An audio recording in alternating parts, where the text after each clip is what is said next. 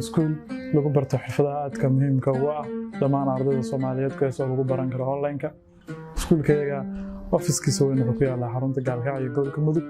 Normally waxaa lagu bartaa xirfadaha aadka muhiimka ugu ah xilliyada qofku ku jiro goobihiisa shaqada iyo marka qofku doonayo inuu waxbarashadiisa kale oo horay u sii wato sida xirfadaha kombiyuutarka ama teknoolajiyadda, luqadda iyo dhammaan xirfadaha kale ee muhiimka u ah asaasiyaadka nolosha.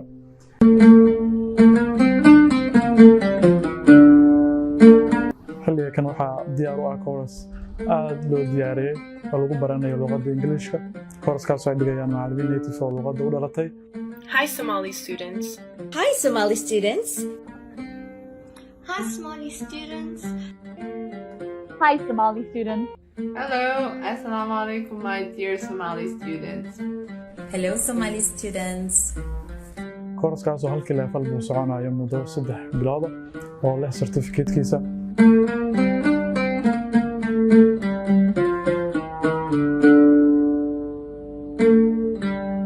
caadiyan qofka markuu nagu soo biirayo waxaan ka qaadnaa test aan ku ogaano levelkiisa. haddii uusan u baahnayn level gooni ah kadib waxaan fiirsanaa kalaaska saxda ah ee isaga u baahan yahay elementary, intermediate ilaa advance. qofku wuxuu dhiganayaa muddo 3 bilood. barashada course-kan waxay isugu jirtaa 2 qaybood.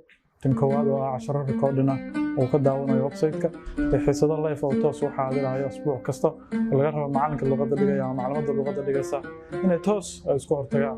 qofka markuu dhammaynayo course-kan waxaa laga qaadayaa test exam ama imtixaan wuxuu soo bartay oo isugu jira 4 skill reading-ka iyo writing-ka, listening-ka iyo speaking-ka.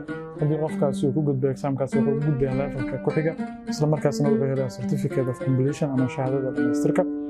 sidoo kale waxaa diyaar ah course lagu baranayo IELTS preparation ama qofkii u baahan u fariistay examka IELTS-ka.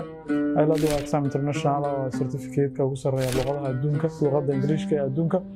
certificate-kaasi waxaa bixiya dowladda Britain, laakiin inagu waxaan siinaynaa course ku saabsan si qofkaasi examkaasi ugu baasi lahaa IELTS-ka. si la mid ah sida course-yada kaleeto, course-ka IELTS preparation-ka wuxuu isugu jiraa 2 qaybood. xiisad recording ah oo qofka laga rabo inuu website ka soo daawado iyo xiisado live ah oo macalinka course ka dhigayo qofka uu toos u hortagayo. To do in class today. So let's see.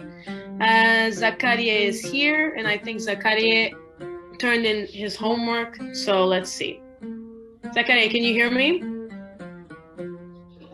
Yes, teacher, I can hear you. Okay. sidoo kaleeto dhammaan koorsooyinka kaleeto ee muhiimka u ahaa ay ku jirtay waxyaabaha la xiriira entrepreneurship-ka ama waxyaabaha business-ka, accounting-ka, dhammaan online-ka iyadana course-kayga, website-kayga iyo institute-kayga waa laga helayaa. soo dhawaada.